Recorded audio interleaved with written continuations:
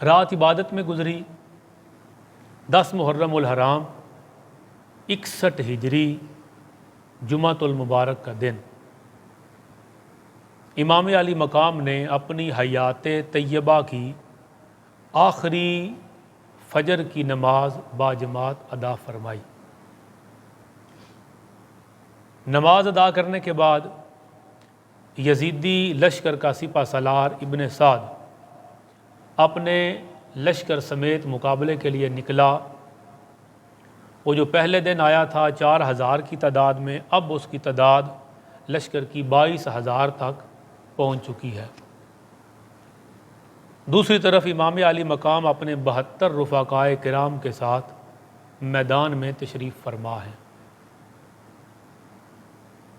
جن میں سے 32 سواری پر ہیں اور 40 پیدل ہیں۔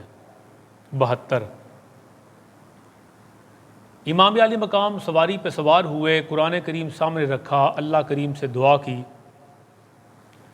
خیمے لشکر کی پشت پر تھے، یعنی امام علی مقام نے جو لشکر سجایا مقابلے کے لیے، اس کی پشت پر خیمے تھے، اور خیموں کی پشت پر ساری رات خندق کھودی گئی تھی اور اس میں لکڑیاں بھر دی گئی تھیں، اور اب امام علی مقام کے حکم سے وہاں خندق کے اندر آگ لگا دی گئی تاکہ خیمے بیک سائڈ سے محفوظ ہو جائیں اور کوئی حملہ آور نہ ہو سکے۔ فرنٹ پر امام کا لشکر موجود ہے اور بیک سائڈ خیموں کی وہ خندق کے ذریعے محفوظ کی گئی، اس میں آگ جلا دی گئی۔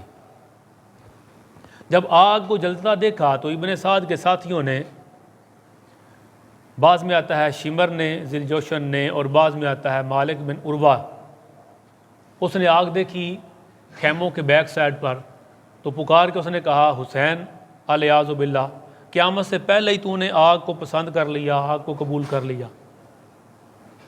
امام علی مقام نے اسے پہچان لیا اور فرمایا کہ تو ہی آگ کا زیادہ حقدار ہے۔ ایک ساتھی تھے حضرت مسلم بن اوساجہ، عرض کرتے ہیں امام اگر حکم کریں تو ابھی اس کا تیر مار کے واصل جہنم کر دوں، جس نے یہ بدبختی کا جملہ بولا۔ امام علی مقام فرماتے ہیں کہ نہیں، جنگ کا آغاز ہم نہیں کریں گے، پہلا تیر ہماری طرف سے نہیں چلایا جائے گا۔ یہ بات بھی ذہن نشین رہے کہ امام علی مقام وہ لڑنے کے لیے نہیں آئے تھے، اس لیے کہ امام علی مقام اگر لڑنے کے لیے آتے تو 72 ساتھی ساتھ نہ ہوتے، مدینہ منورہ سے اور پھر مکہ مکرمہ سے جید صحابہ اکرام اور جلیل القدر تابعین اور مجاہدین کی ایک فوج ساتھ ہوتی۔ جنگ کے لیے آتے تو دختران خانوادہ نبوت کو ساتھ لے کے نہ آتے، شیرخوار شہزادوں کو ساتھ لے کے نہ آتے۔ امام علی مقام نے یہ فرمایا بھی کہ اگر تم اب میرا ساتھ نہیں دینا چاہتے تو میں واپس چلا جاتا ہوں۔ یہ جو اس سے پہلے جو گفتگو ہوئی یزیدی لشکر کے ساتھ، اس میں آپ نے فرمایا، ایک فرمایا کہ واپس چلا جاتا ہوں، اگر یہ نہیں تو واپس نہیں جاتا، کسی اور طرف چلا جاتا ہوں۔ یعنی ایک یہ بھی ہوتا ہے ڈر کہ اگر واپس مکہ مدینہ جائیں گے تو وہاں جا کے دوبارہ مضبوط ہو جائیں گے۔ آپ نے فرمایا میں کسی اور طرف چلا جاتا ہوں۔ بہرحال اس پر دشمن راضی نہ ہوئے تو اب امام علی مقام کے اندر میدان میں تشریف فرما ہے۔ گستاخی کرنے پر ساتھی نے کہا کہ ہم تیر چلاتے ہیں، اس کو تو کم از کم واصل جہنم کریں، جس نے پہلا بدبختی کا جملہ بولا۔ امام علی مقام نے فرمایا نہیں، جنگ کی ابتدا ہم نہیں کریں گے۔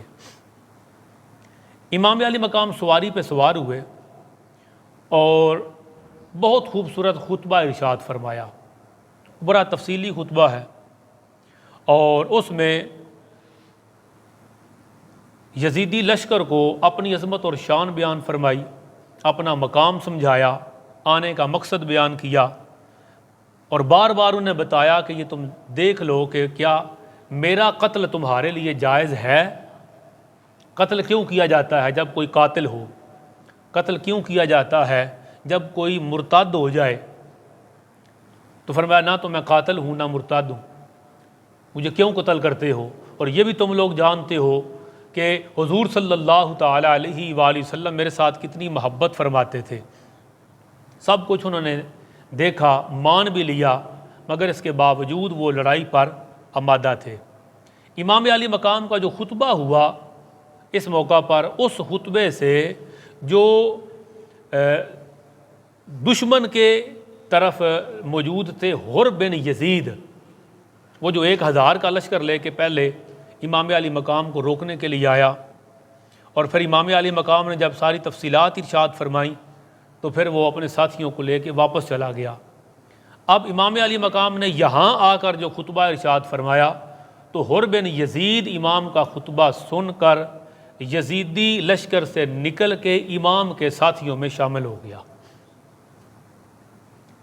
اس کے بعد ابن سعد نے اپنا کمان اٹھائی اور اس نے پہلا تیر لشکر حسینی کی طرف مارا اور اعلان کیا کہ سارے گواہ بن جاؤ کہ پہلا تیر میں نے چلایا۔ تیر اندازی شروع ہو گئی، ایک ایک کر کے لڑتے رہے۔ اب جب ایک ایک کر کے لڑ رہے ہیں تو پھر تو کتنے لوگوں کو حسینی لشکر نے واصل جہنم کیا، اور جب وہ دیکھ رہے ہیں کہ خانوادہ نبوت کے یہ چشم و چراغ بہادری کے ساتھ لڑ رہے ہیں اور ایک ایک کر کے کوئی ان کا مقابل نہیں آ رہا، تو پھر انہوں نے حملہ کیا، باقاعدہ پلاننگ کے ساتھ کہا ایک ہی دفعہ سارے حملہ کرو، ایک ایک کر کے اگر لڑتے رہو گے تو تم میں سے کوئی نہیں بچے گا۔ پھر انہوں نے یک لخت حملہ کیا اور ایک ایک کر کے خانوادہ نبوت کے ساتھی رفقا وہ شہید ہوتے گئے۔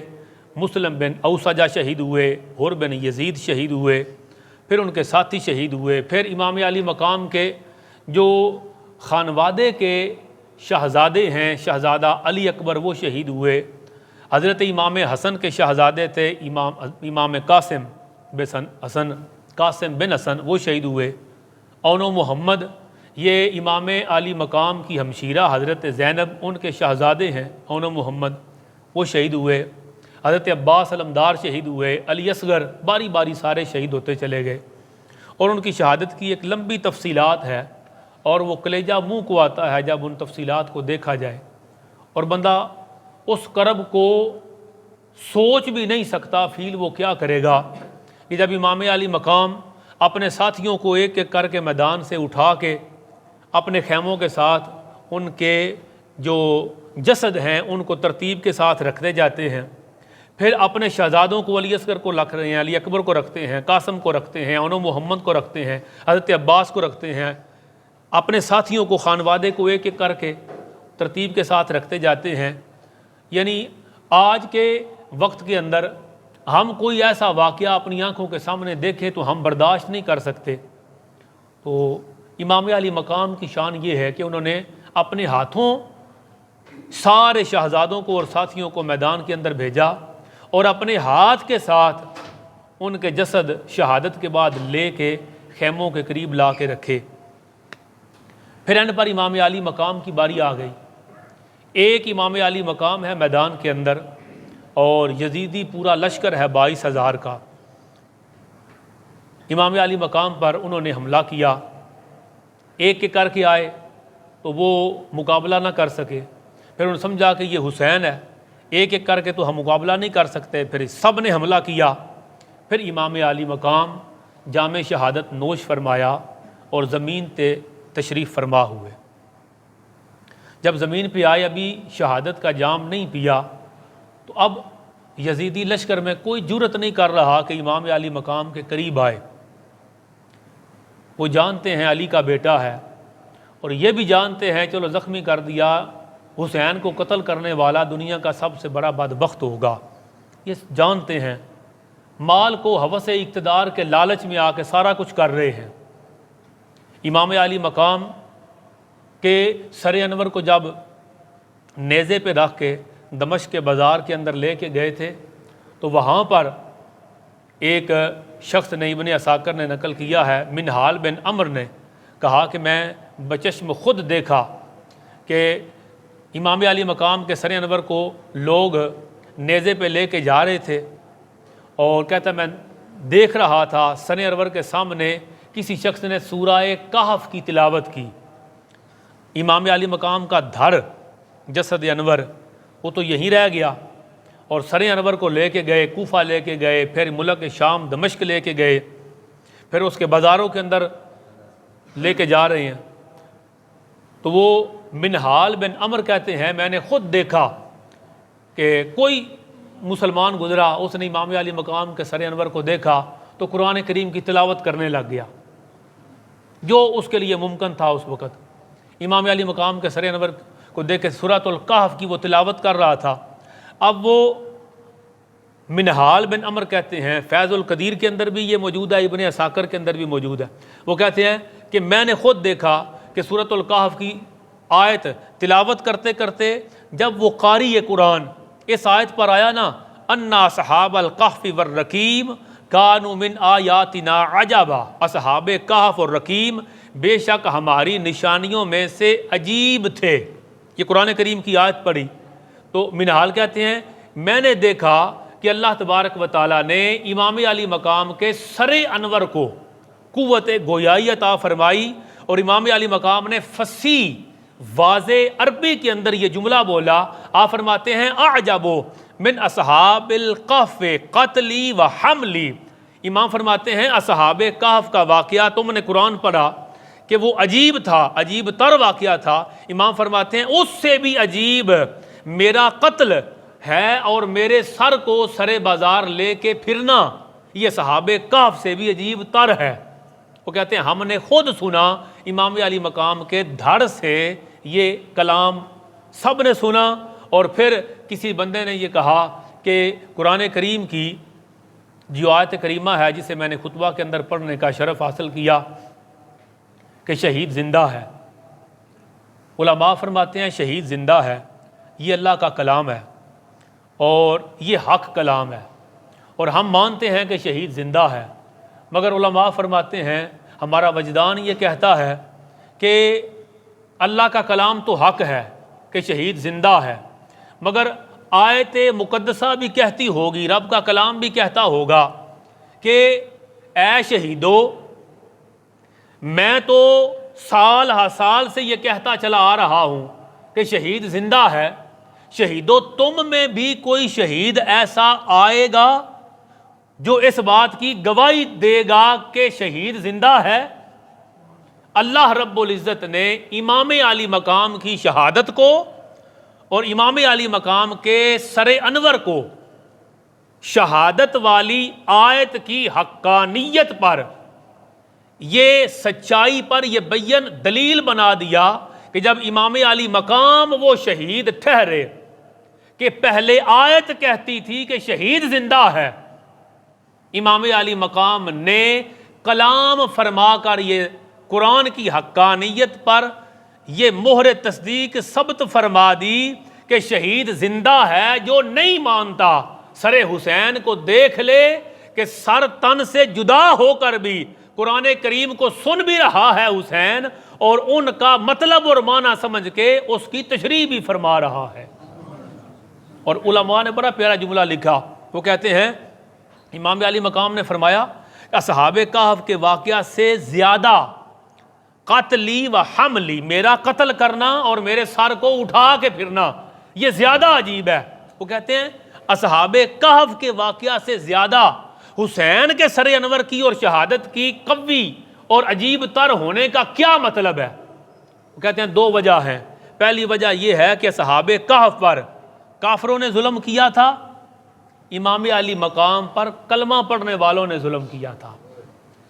تو کافر اگر دشمن تکلیف دے تو اس کی تکلیف اتنی محسوس نہیں ہوتی جتنا محمد کا کلمہ پڑھنے والا بھی ہو اور محمد کی اولاد کو اذیت اور تکلیف بھی دے رہا ہو۔ کہا میرا قتل عجیب تر ہے۔ اور دوسری وجہ وہ فرماتے ہیں اصحاب کہف وہ تو خواب کے اندر تھے، اللہ نے ان پر نیند طاری کر دی اور وہ نیند موت کی کیفیت پر تھی، اور سال ہا سال کے بعد اللہ نے انہیں دوبارہ اٹھا لیا اور زندہ کر لیا، تو وہ تو نیند کی حالت میں تھے، 300 سال بعد اٹھا لیے گئے، مگر یہاں دھر کربلا کے اندر ہے اور سر دمشق کے اندر ہے، پھر بھی لوگوں کے ساتھ کلام فرما رہا ہے۔ یہ عجیب تر ہے، اسے امام علی مقام کے سر انور کی کرامت بھی کہتے ہیں۔ تو امام علی مقام لوگ جانتے تھے کہ یہ حسین ہے، مگر قریب کوئی نہیں آ رہا۔ بدبخت کافر نے پیچھے سے آواز دی، اس نے کہا آگے بڑھ کے کیوں نہیں شہید کر دیتے؟ شمر نے آواز دی تو پھر بدبخت آگے بڑھے اور امام علی مقام کا سر تن سے جدا کر دیا۔ اب وہ ایسے واقعات ہیں کہ واقعات کی تفصیل میں یہ بات آتی ہے، جب امام علی مقام کا سر انور جدا کر دیا گیا تو اس وقت انہوں نے 10 بندے مقرر کیے کہ امام علی مقام کے جسد انور پر گھوڑے دوڑائے جائیں۔ آپ کا سر انور کاٹ لیا گیا اور جسد پر گھوڑے دوڑانے کے لیے 10 لوگوں کو مقرر کیا گیا۔ بدبخت تھے وہ خیموں کی طرف چلے گئے اور ان کو لوٹ لیا گیا۔ دختران خانوادہ نبوت کو اذیت اور تکلیف دی گئی۔ 88 لوگ واصل جہنم ہوئے یزیدی لشکر کے، اور 72 لوگ امام علی مقام کے ساتھیوں میں جام شہادت نوش کیا۔ ابن سعد نے اپنے جو 88 لوگ تھے ان کا نماز جنازہ پڑھایا، دفن کیا، مگر جو امام اور امام کے ساتھی تھے وہ بے گور و کفن وہاں پر پڑے رہے۔ دوسرے دن ساتھ جو بستی تھی بنی سعد کی، وہ لوگ آئے اور انہوں نے آ کے شہدائے کرب و بلا کے کفن دفن کا اہتمام کیا۔ وہ جو جسد ان کے پڑے ہوئے تھے، کیونکہ سب کے سر جو تھے وہ پہلے سے کاٹ کے یزیدی بدبخت ساتھ لے گئے تھے۔ اب ان کا یہ کوشش تھی کہ ہم جلدی سے یہ سر لے کے تو کوفہ پہنچیں اور ابن زیاد کو جا کے دکھائیں اور انعام لیں۔ تو شہدائے کرب و بلا کے سر لے کے وہ سارے کوفہ پہنچ گئے، مگر جب پہنچے تو گورنر ہاؤس بند ہو چکا تھا، رات کا وقت ہو گیا تھا، لیٹ ہو گئے جاتے جاتے۔ تو جتنے سر تھے شہداء کے وہ مختلف بدبختوں نے آپس میں بانٹے ہوئے تھے۔ شہید ہو گئے سارے ساتھی۔ پھر شہید ہونے کے بعد اس کو کہتے ہیں مصلح کرنا، یعنی بندہ مار دیا جائے، پھر اس کا ناک کاٹ دیا جائے، گردن کاٹ دی جائے، کان کاٹ دیا جائے، عضو جسم کے کاٹ دیے جائیں۔ شریعت نے اسے منع کیا ہے، حرام کہا ہے، مگر بدبختوں نے مصلح کیا۔ سارے رفقائے امام حسین کے سر تن سے جدا کیے، مختلف ٹبر برادری قبیلوں نے سر بانٹ لیے، اور امام علی مقام کا جو سر انور تھا وہ خولی بن یزید اصبہی کے پاس تھا۔ وہ جلدی جلدی لے کے پہنچا، گورنر ہاؤس بند ہو گیا تھا 10 محرم الحرام۔ اب اس نے سوچا تو صبح پیش کر دوں گا، واپس گھر لے کے آ گیا۔ جب گھر لے کے آیا سر امام علی مقام کو رکھ دیا، رکھ کے تو بڑا خوش خوش اپنی بیوی کے پاس آیا۔ نوار بنت ملک اس کی بیوی کا نام تھا۔ اسے آ کے خوش ہو کے کہتا ہے کہ تو سوچ بھی نہیں سکتی میں تیرے لیے کیا لایا ہوں۔ اس نے کہا کیا لایا؟ اس نے کہا دنیا جان کی دولت لایا ہوں۔ بی بی خوش ہوئی، اس نے کہا اچھا بتا تو صحیح کیا لے کے آئے؟ بدبخت کہتا ہے میں حسین کا سر لایا ہوں۔ نوار نے کہا بدبخت آدمی، لوگ گھر والوں کے لیے سونا اور چاندی لے کے آتے ہیں، تو مصطفیٰ جان رحمت کے شہزادے کا سر لے کے آیا ہے، اب میں تیرے ساتھ نہیں رہ سکتی۔ اس کے بستر سے وہ جدا ہو گئی اور باہر نکل آئی۔ اس بدبخت نے پھر اپنی دوسری بیوی کو اپنے پاس بلا لیا، اور یہ بیوی جو تھی اہل بیت اطہار کی محبت میں باہر آ گئی اور دیکھا کہ امام علی مقام کا سر انور کہاں پڑا ہے۔ سر انور کو لیا، اس کو دھویا، اس کو غسل دیا، اس کو خوشبو لگائی اور اپنے سامنے رکھا۔ اب یہ نوار کہتی ہے میں سر انور کو ساری رات بیٹھ کے دیکھتی رہی، کہتی ہے باخدا مجھے اللہ کی قسم ہے جب تک میں امام علی مقام کے سر انور کو دیکھتی رہی، امام کے سر انور سے ایک نور نکلتا ہوا دیکھا جو ٹب سے لے کے آسمان تک ایک جیسا تھا۔ یہ اس بندے کی بیوی بتا رہی ہے جو امام علی مقام کا سر انور کاٹ کے لے کے آیا ہے۔ ساری رات کہتی میں دیدار کرتی رہی سر انور کا۔ صبح ہوئی تو خولی نے امام علی مقام کا سر تشت میں رکھا، ابن زیاد کو جا کے جو کوفے کا گورنر تھا اسے جا کے پیش کر دیا۔ وہ بڑا خوش ہوا، اس نے امام علی مقام کا سر انور اپنے سامنے رکھ لیا اور ایک چھڑی کے ساتھ امام حسین علیہ السلام کے ہونٹوں کو چھڑی مارنی شروع کر دی۔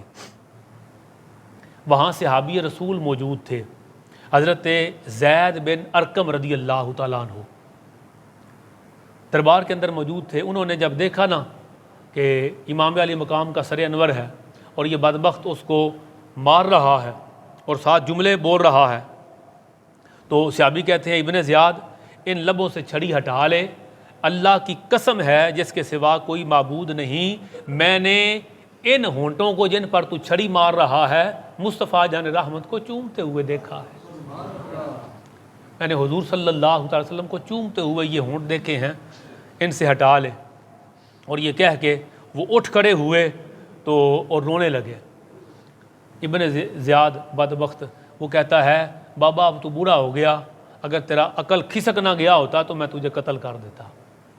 یہ بدبختی کا جملہ بولا اور وہ صحابی وہاں سے اٹھے اور چلے گئے۔ اب باقی اہل بیت اطہار جو تھے وہ دوسرے دن کربلا سے کوفہ پہنچے۔ امام علی مقام کا سر انور اس نے سامنے رکھا ہوا ہے، باقی ساتھی بھی اور گھر کے جو دختران تھی وہ وہاں پہنچ گئیں۔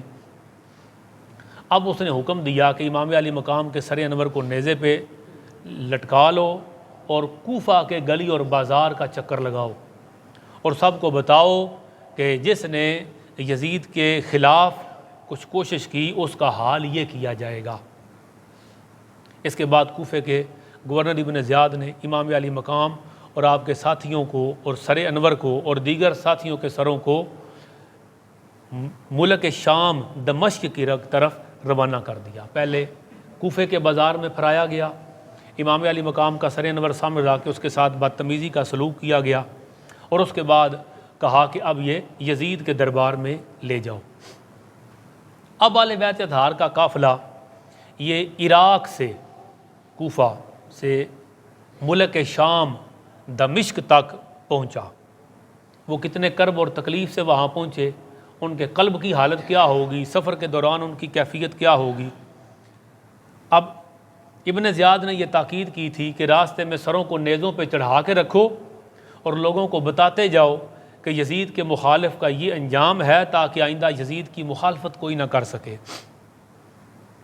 اب عراق سے ملک شام تک یہ قافلہ چلا اور گلیوں بازاروں میں اور رستوں میں خانوادہ نبوت کی اور رفقائے امام علی مقام کے ساتھیوں کے سروں کو لے کے چلتا گیا۔ اب رستے میں بے شمار واقعات ایسے پیش آئے کہ جو اگر ایمان ہوتا ان کے اندر، ایمان کی نگاہ سے دیکھتے تو ان شہزادوں کا مرتبہ جاننے کے لیے وہ واقعات کافی تھے۔ میں دو تین آپ کو سناتا ہوں جو رستے میں کرامات امام علی مقام کے، آپ کے رفقاء کرام کے سر انور کے ساتھ پیش آئے واقعات۔ علامہ ابن کثیر لکھتے ہیں اور امام طبرانی المعجم الکبیر کے اندر یہ واقعہ لکھتے ہیں کہ جو لوگ امام حسین کا سر اقدس لے کے جا رہے تھے، رستے میں ایک جگہ انہوں نے، ظاہر ہے لمبا سفر تھا، جگہ جگہ پڑاؤ کر رہے تھے رات گزارنے کے لیے، ایک جگہ وہ رکے تو رکے ہوئے تھے، سارے خبیث لوگ تھے، وہ شراب پی رہے تھے۔ تو شراب پی رہے تھے، غیب سے کوئی سرخ رنگ کا ایک آہنی یعنی لوہے کا بنا ہوا بڑا قلم آیا اور اس نے ایسے فضا کے اندر ایک جملہ لکھا، اور وہ جملہ ایسے فضا کے اندر لکھا ہوا جملہ ہر کسی نے دیکھا، اور راوی کہتا ہے وہ لکھا ہوا تھا اترجو امت قتلت حسینہ شفاعت جدہ یوم الحساب، کیا جس قوم نے حسین کو شہید کیا وہ بھی قیامت کے دن حسین کے نانا کی شفاعت کی حقدار ہے؟ یہ کلم لکھا۔ اب بدبختوں کے لیے تو یہ بہت بڑا تھا، مگر ان کے دل کفر کی طرف مائل ہو چکے تھے، اور بدبختی کیا عروج تھا، اور مال اور زر کی ہوس اور اقتدار کی اور پیسے کی ہوس اور لالچ کے اندر تھے۔ یہ کرامت دیکھ کر بھی وہ اس طرح متوجہ نہ ہوئے کہ یہ غیب سے ایک آہنی قلم، لوہے کا قلم آ کے فضا میں یہ لکھ کیا رہا ہے۔ حسین کو قتل کرنے والے بھی کل قیامت کے دن مصطفیٰ جان رحمت کی بارگاہ میں جائیں گے اور کہیں گے حضور ہماری سفارش کریں، کس منہ سے جائیں گے؟ پھر ایک اور واقعہ الصواعق المحرقہ کے اندر ہے۔ امام ابن حجر مکی لکھتے ہیں کہ راستے میں ایک منزل پر جب حسینی قافلہ نے قیام کیا، وہاں ایک گرجا گھر بنا ہوا تھا۔ ایک راہب نے دیکھا کہ یہ قافلہ ہے، پوچھنے پر پتہ چلا کہ یہ اس کی تفصیل یہ ہے، اور یہ جو شہزادہ ہے یہ امام علی مقام کا سر انور ہے۔ اس نے ان جو قافلے کے لوگ تھے، پہرے دار سارے، ان سے کہا یہ تم لوگوں نے رات کو قیام کرنا ہے، تو کیا یہ ممکن ہے کہ ایک رات کے لیے یہ حسین کا یہ جو سر ہے، تمہارے قیدی ہیں یہ، ان کا سر ایک رات کے لیے مجھے دے دو؟ وہ نہیں مانے۔ اس نے کہا اچھا چلیں۔ ایک روایت کے اندر آتا ہے 10,000 دینار اس راہب نے کہا میں دیتا ہوں ایک رات کے، اور ایک میں آیا کہ 80,000 درم دیتا ہوں، ایک رات کے لیے یہ سر مجھے دے دو۔ لالچ میں آ گئے، کہا ٹھیک ہے صبح واپس کر دینا۔ وہ کافر تھا، امام علی مقام کے سر انور کو لیا، اس کو غسل دیا، عطر لگایا، اور امام علی مقام کا سر انور سامنے رکھ کے ساری رات ادب کے ساتھ سر انور کے سامنے بیٹھا رہا، روتا رہا، اور سر انور کے انوار و تجلیات دیکھتا رہا۔ امام علی مقام کے سر انور کا ادب کرنے کی وجہ سے اللہ رب العزت نے اس راہب کو دولت ایمان سے سرفراز فرما دیا۔ وہ امام علی مقام کے ادب کی وجہ سے ایمان پا گیا، اور ایمان والے نام نہاد کلمہ پڑھنے والے بدبخت وہ امام علی مقام کی بے ادبی، حرمت اور اذیت کی وجہ سے اپنے ایمان سے ہاتھ دھو بیٹھے۔ انہوں نے پیمنٹ جو کرنی تھی وہ کر دی، وہ 10,000 دینار تھی یا 80,000 درہم۔ تو صبح اس نے اپنا سارا پیمنٹ کی، سر انور کو واپس کیا۔ تو یہ لے کے قافلہ جب آگے نکلا تو تھوڑا دور جا کے کہتے ہیں چلو ذرا آپس میں تقسیم ہی کر لیں، پھر آگے جانے سے پہلے وہ جتنے درہم اور دینار تھے وہ سارے لیے، تقسیم کرنے کے لیے جب کھولا تو دیکھا کہ وہ سارے مٹی کے ڈھیلے بن چکے ہیں۔ جب لیے تھے تو وصول کرتے ہوئے گن لیے تھے، دیکھ لیے تھے، اب تقسیم کرنے کے لیے جب یہاں پر آ کر بھی بدبختوں کی آنکھیں نہیں کھلیں۔ اب پھر وہ آگے چل دیے، پھر دمشق آ گیا۔ دمشق کے اندر وہ ابن عساکر کا واقعہ میں آپ کو بیان کر چکا کہ منہال کہتے ہیں کہ میں نے خود دیکھا امام علی مقام کا سر انور لے کے جا رہے تھے، اور کسی قاری نے قرآن پڑھا اور امام علی مقام نے اس کے قرآن کی تلاوت کا پھر آگے جواب دیا، جو واقعہ میں نے ابھی آپ کو سنایا۔ اور قرآن کو نیزے پہ چڑھ کے امام علی مقام نے قرآن سنا اور قرآن کی آیت کی گویا تشریح فرمائی۔ نیزے پہ چڑھ کے قرآن پڑھنے کا مطلب یہ ہے کہ قرآن قاری نے سامنے پڑھا اور امام علی مقام نے قرآن پڑھا ہوا سنا، سمجھا، اور اس کی تشریح کرتے ہوئے ارشاد فرمایا اعجب من اصحاب الکہف قتلی وحملی، تم کہتے ہو اصحاب کہف کا واقعہ عجیب ہے، اس سے زیادہ عجیب تمہیں یہ نہیں نظر آ رہا کہ حسین کو قتل کر دیا گیا اور سر انور کو لے کے بازاروں میں پھرا جا رہا ہے، یہ اس سے عجیب تر ہے۔ اور لوگوں نے اس کلام کو سنا۔ یزید کے دربار میں امام علی مقام کا سر انور پیش کر دیا گیا۔ اب یہ چند باتیں سمجھنے والی ہیں۔ جب امام علی مقام کا سر اقدس یزید کے دربار میں پہنچا تو یزید نے اپنے خبث باطن کا، باطنی پلیدی کا اظہار کیسے کیا؟ امام حسین کا سر انور یزید کے سامنے پڑا ہے تو یزید کے تاثرات کیا تھے؟ وہ اس واقعہ پر لوگ کہتے ہیں نا اسے بڑا دکھ ہوا، اور وہ یہ ایک ہوا چل نکلی 1-2 سالوں سے کہ یزید کا تو قصور ہی کو نہیں تھا، اس نے کہا تھا بیعت لے لو، تو اس کو تو بڑا دکھ ہوا اور وہ 3 دن تک تو وہاں وہ ماتم ہوتا رہا اور 3 دن تک تو وہ روتے رہے، اس کی فیملی روتی رہی، اور ساتھ بٹھا کے کھانا کھلاتا رہا شہزادوں کو، اور خود بھی اس نے بڑے افسوس کا اظہار کیا۔ یہ لوگوں کا خیال، یہ واقعہ آپ کو بتائے گا کہ یزید کے باطن میں کیا خباثت تھی، یہ بتائے گا یزید کے تاثرات کیا تھے، اور اس واقعہ پر وہ خوش ہوا یا غمگین ہوا۔ علامہ ابن اسیر رحمۃ اللہ تعالی علیہ نے اپنی تاریخ میں یہ واقعہ لکھا۔ ایک واقعہ آپ کو ساری بات کلیئر کر دے گا۔ امام علی مقام کا سر اقدس یزیدی دربار میں پہنچا، یزید نے تمام لوگوں کے سامنے اپنے دربار میں سب کو بلا لیا، اور امام علی مقام کا سر انور سامنے رکھا گیا۔ یزید کے ہاتھ میں ایک چھڑی تھی، اور وہ چھڑی سے امام علی مقام کے ہونٹوں پر مار رہا تھا۔ پیچھے ابن زیاد نے مارا کوفہ کے اندر، اور یہاں یزید مار رہا ہے اور کہنے لگا کہ ہماری اور ان کی مثال، امام علی مقام کی، ہماری اور ان کی مثال حسین بن حمام کے ان شیروں کی مثل ہے۔ شیر پڑھے عربی کے، ہماری اور ان کی مثال یہ ہے، پھر شیر پڑھے۔ شیروں کا ترجمہ یہ تھا کہ ہماری قوم نے ہمارے ساتھ انصاف کرنے سے انکار کر دیا، پس ان تلواروں نے انصاف کیا جن سے خون ٹپکتا تھا اور جو ہمارے دائیں ہاتھوں میں تھیں۔ انہوں نے ایسے لوگوں کی کھوپڑیاں پھاڑی جو ہم پر غالب تھے، حالانکہ وہی حق فراموش کرنے والے اور ظالم تھے۔ یہ شعر پڑھے یزید نے امام علی مقام کے ہونٹوں پر چھڑی مارتے ہوئے۔ وہاں یزید کے دربار کے اندر ایک صحابی رسول موجود تھے، حضرت ابو برزہ اسلمی رضی اللہ تعالیٰ عنہ۔ یہ جملہ دیکھیں، انہوں نے دیکھا تو تڑپ کے کھڑے ہو گئے، کہتے ہیں بدبخت حسین کے ہونٹوں سے اپنی یہ چھڑی کو ہٹا لے، نہ مار۔ میں نے کئی مرتبہ مصطفیٰ جان رحمت صلی اللہ تعالیٰ علیہ وسلم کو یہ ہونٹ چومتے ہوئے دیکھا۔ وہاں بھی صحابی نے یہی جملہ بولا ابن زیاد کے دربار میں، یزید کے دربار میں دوسرے صحابی نے بھی یہی جملہ بولا کہ حسین کے ہونٹوں پہ مار رہے ہو، یہ ہونٹ تو مصطفیٰ جان رحمت چوما کرتے تھے۔ اور پھر ایک جملہ صحابی رسول نے بولا، وہ کہتے ہیں، اے یزید، قیامت کے دن تو آئے گا، تیرا شفاعت کرنے والا، تیرا شفیع ابن زیاد ہوگا، اور تمہیں نہیں پتا جب حسین آئے گا تو حسین کا شفیع مصطفیٰ جان رحمت ہوں گے۔ یہ کہا اور صحابی رسول دربار سے چلے گئے۔ اب روایات میں آتا ہے کہ جب یزید نے یہ دیکھا کہ ماحول تو میرے خلاف بن رہا ہے، اس نے پھر 3 دن تک اپنے گھر کے اندر ماتم کروایا، صفحے ماتم بچھا دی، رونا پیٹنا چیخنا چلانا 3 دن تک، تاکہ پتہ چلے کہ یزید کو تو بڑی تکلیف ہوئی ہے، تو جو کیا ابن زیاد نے کیا، یہ جو کچھ کیا ابن سعد نے کیا۔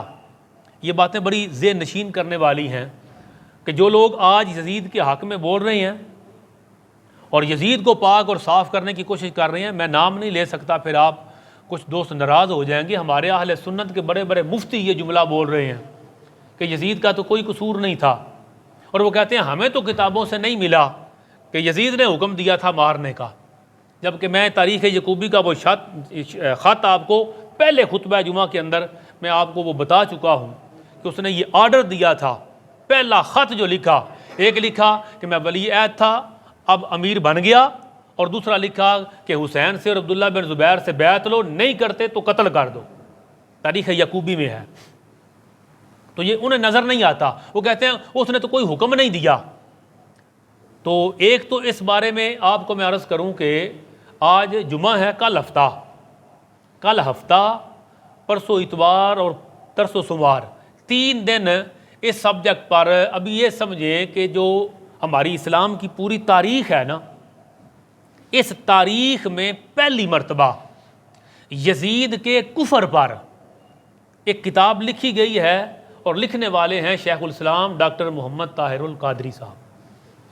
یعنی یہ تاریخ میں پہلی مرتبہ علماء کا موقف تھا۔ آپ کو یاد ہوگا پچھلے سال یہ خطبہ جمعہ میں نے پڑھایا تھا، اور یزید کا کفر میں نے بیان کیا تھا، اور اس کی میں تھوڑی سی اگر آپ کو موٹی سی بات بتا دوں تو آپ کے لیے وہ بات تازہ ہو جائے گی کہ یزید کا جو عمل تھا وہ کفر کیسے ہے۔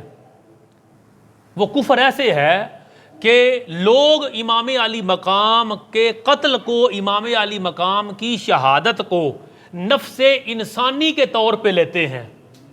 ایک بندہ مارا گیا، نفس انسانی کا مطلب ایک بندہ مارا گیا، وہ کہتے ہیں ایک بندہ مارا جائے، کافر مارا جائے یا مسلمان مارا جائے تو قتل کرنا کفر نہیں، کبیرہ گناہ ہے۔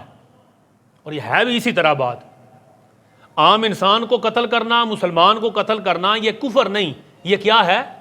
کبیرہ گناہ۔ اور وہ کہتے ہیں کہ یہ چونکہ کبیرہ گناہ ہے لہذا حسین پاک کو جس نے بھی قتل کیا وہ کافر نہیں ہے، اس نے کبیرہ گناہ کیا، اور جو بھی کبیرہ گناہ کرے گا بالآخر دوزخ میں جائے گا، مار شار کھا کے پھر جنت میں چلا جائے گا، ہے تو مسلمان۔ یہ اس بات کو سمجھنے میں غلطی لگی، آئمہ نے تفصیل سے لکھا ہے اس پر، مگر اپنی اپنی کتابوں میں مختصر لکھا۔ حضور شیخ الاسلام ڈاکٹر طاہر القادری صاحب کا کارنامہ یہ ہے، انہوں نے تاریخ میں 1400 سال میں پہلی کتاب لکھی، وہ ابھی مارکیٹ میں آ چکی ہے، اور اس کا جو انٹرویو ہے طاہر القادری صاحب کا وہ کل صبح 7 بجے لگے گا چوی نیوز پر، پرسوں اتوار کو بھی لگے گا، ترسوں سوار کو بھی لگے گا قسطوار، جس میں وہ اس کتاب کا تعارف اور اس میں سے دلائل پیش کریں گے کہ جو یزید تھا وہ کافر تھا، اور یزید کا کفر بیان کیا جائے گا۔ اور اس میں ایک دلیل جو میں آپ کو دے رہا ہوں وہ یہ کہ امام علی مقام کا قتل نفس انسانی کے قتل کے طور پر نہیں دیکھا جائے گا، مصطفیٰ جان رحمت کی اذیت کے طور پہ دیکھا جائے گا۔ بنیاد سمجھیں، حسین کو قتل کرنا ایک مسلمان کو مارنا نہیں تھا، حسین کو قتل کرنا مصطفیٰ جان رحمت کو اذیت دینا تھا۔ اس کی تشریح یہ ہے، حسین کو مار دیا تو ایسے ہی ہے جیسے پھالیا کا کوئی ایک بندہ مار دیا، وہ اس طرح لیتے ہیں اور کہتے ہیں وہ بھی کبیرہ گناہ تھا، یہ بھی کبیرہ گناہ ہے۔ ارے نہیں، آج کا کوئی کلمہ پڑھنے والا مارا جائے تو یہ کبیرہ گناہ ہے، مگر حسین کو تکلیف دینا کبیرہ گناہ نہیں، یہ کفر ہے۔ اس لیے کہ حسین کو اذیت دینا مصطفیٰ پاک کو اذیت دینا ہے، مصطفیٰ پاک کو اذیت دینا یہ خدا کو اذیت دینا ہے۔ اور اللہ کا قرآن فرماتا ہے ان الذین یؤذون اللہ ورسولہ لعنہم اللہ فی الدنیا والآخرہ واعد لہم عذابا مہینا۔ اللہ رسول کو جو اذیت دیتا ہے دنیا اور آخرت میں اس پر لعنت ہے، اور کافروں کے لیے ذلت والا عذاب ہے۔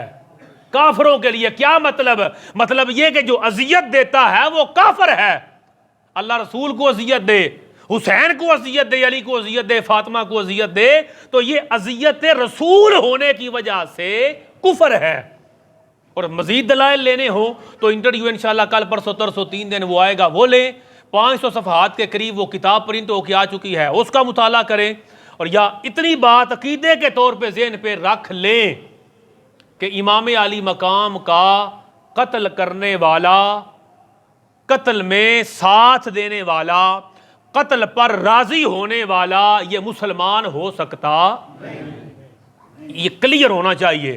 آج ہمارے بدبختی ہے، اور کیا کہوں، مسلمانوں میں اور کلمہ پڑھنے والے اور سنیوں میں وہ لوگ آ گئے کہ جو یہ کہتے پھرتے ہیں کہ نہیں جی یزید کا قصور تو نہیں تھا، اس سے بڑی بدبختی اور کیا ہوگی کہ تم آج بھی یزید کے ساتھ کھڑے ہو، تم آج بھی حسین کے ساتھ کھڑا ہونا تمہیں نصیب نہیں ہوا۔ اور ہم تو یہ اللہ کی بارگاہ میں دعا کرتے ہیں کہ مالک ہمیں حسینی لشکر میں اور جو حسینی لشکر کے خادموں میں اور خادموں کے طلبوں میں اللہ ہمیں آج بھی اور قیامت کے دن بھی مقام اور جگہ عطا فرمائے۔ تو یہ واقعہ آپ کو میں سناؤں، جب یزید نے 3 دن ماتم کروایا تاکہ اپنا امپریشن تھوڑا بہتر ہو جائے، پھر اس کا دستور یہ تھا کہ جو خانوادہ نبوت کے شہزادے تھے چھوٹے ان کو ساتھ بٹھا لیتا صبح کھانے کے اندر، اور یہ پھر واقعہ لکھا۔ وہ کہتے ہیں کہ ایک دن یزید کھانے میں تھا اور امام زین العابدین اور باقی بچوں کو ساتھ بٹھا لیا تھا۔ امام حسن کے بیٹے ہیں عمر بن حسن، چھوٹے تھے، انہیں بھی ساتھ بٹھایا ہوا تھا کھانے پر۔ تو یزید نے ایسے ہی ایک انداز سے امام حسن کے شہزادے عمر بن حسن سے کہا، بچہ یہ خالد سے لڑے گا؟ خالد یزید کا بیٹا تھا، خالد بن یزید، وہ بھی بچہ ہی تھا۔ امام حسن کے شہزادے سے کہا یہ خالد سے لڑے گا؟ اس کے ہاتھ میں چھری تھی. تو امام حسن کے شہزادے کہتے ہیں ایسے تو نہیں لڑتا. ہاں پھر میرے ہاتھ میں بھی چھری ہو اور اس کے ہاتھ میں بھی چھری ہو پھر لڑوں گا. یہ سن کے تو اپنے جو نوکر چاکر کو دکھانے کے لیے امام حسن کے شہزادے کو گود میں لیا اور راوی کہتا ہے اس نے کہا سپاں دے پتر سپولیا ہی ہوندے نا، سانپ کا بیٹا سپولیا ہی ہوتا ہے، سانپ کا بیٹا سانپ ہی ہوتا ہے. یہ جملہ بولا. راوی نے کہا کہ یزید کے اندر امام حسن و حسین کا احترام کتنا تھا، اس کے اندر اہل بیت کا بغض تھا یا محبت تھی. وہ ابن سعد اور ابن زیاد کے اس بدبختی پر وہ نالاں اور ناراض تھا یا خوش تھا، اس کا پتہ ان واقعات سے چلتا ہے. اور سب سے بڑی اور آخری دلیل جو اپنے پیش نظر رکھیں کہ یزید اگر ناراض تھا تو تاریخ کی کسی کتاب میں دکھائیں ابن سعد کو کوئی سزا دی ہو. خانوادہ نبوت کو، سارے خانوادے کو شہید کر دیا، ایک کو بھی مارا جائے تو جان کا بدلہ جان تو ہوتا ہے. تو ابن سعد نے 72 تن خانوادہ نبوت کی اور ان کے رفقا کے شہید کیے، اور ابن زیاد نے آرڈر دیا بائی آرڈر. تو ان دو کو یزید نے کیا سزا دی؟ چلو سزا دی، ناراض ہوا؟ تاریخ کی کسی کتاب میں نہ ان کی نہ ان کی نہیں آتا کہ ناراض تک ہوا ہو. اس کا کیا مطلب ہے کہ وہ اپنا آرڈر دے چکا تھا اور اسی کے کہنے پر خانوادہ نبوت کو یہ تکلیف دی گئی. چند دن وہاں پر خانوادہ نبوت رکا.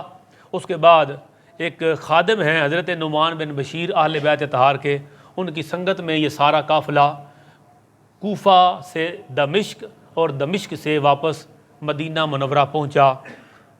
جب یہ قافلہ لٹا پٹا مدینہ منورہ پہنچا ہوگا اور مصطفیٰ جان رحمت کے روضہ انور پر انہوں نے حاضری دی ہوگی اور حضور علیہ الصلوۃ والسلام کے سامنے وہ سارا واقعہ بیان کیا ہوگا، تو سرکار کے قلب اطہر پر کیا گزری ہوگی.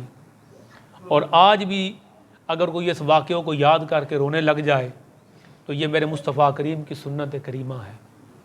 میں نے پچھلے خطبہ جمعہ کو عرض کیا تھا ذکر حسین میں رونا یہ حضور کی سنت ہے. ذکر حسین میں رونا یہ مصطفیٰ کریم کی سب سے پہلی سنت. ابھی حسین پاک بچے ہیں، ابھی بچے ہیں، گود میں کھیل رہے ہیں. جبریل آ کے بتاتے ہیں کہ یہ شہزادہ تو آپ کی امت ہی، انا امتی ستقتل ابنی ھذا، آپ کی امت مار دے گی. تو حضور علیہ الصلوۃ والسلام رونے لگ گئے. تو حسین کی شہادت پر، شہادت سے پہلے رونا حضور کی سنت، تاکہ لوگوں کو پتہ چل جائے رونا اور دل کا غم زدہ ہونا، رونا غم حسین میں اور دل کا غم زدہ ہونا یہ اللہ کی رحمت کا حصہ ہے اور سنت مصطفیٰ ہے. منع یہ ہے کہ زبان کے ساتھ واویلا نہ کیا جائے اور ہاتھوں کے ساتھ اپنے غم کا اظہار نہ کیا جائے. اللہ رب العزت کی کروڑوں رحمتیں محمد و آل محمد پر، ان کے صدقے اللہ ہماری بخشش فرمائے. آمین. وما علینا الا البلاغ المبین.